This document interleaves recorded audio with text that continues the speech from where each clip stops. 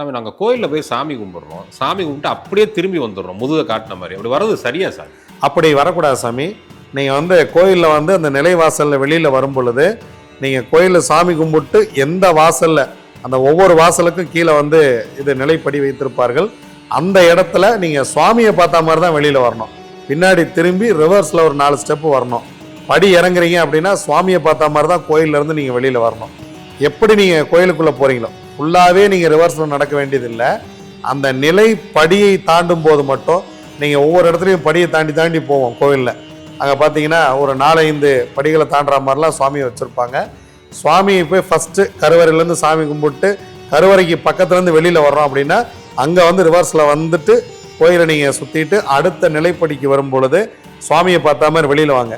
Entire கோயிலை விட்டு வெளியில் வரும் பொழுதும் அங்கே நீங்கள் சுவாமியை பார்த்தா மாதிரியே வெளியில் வர்றது மிக மிக சிறப்பு. அந்த இடத்துல நீங்கள் புறமுகுது காட்டுவது அப்படிங்கிறது சிறப்பல்ல.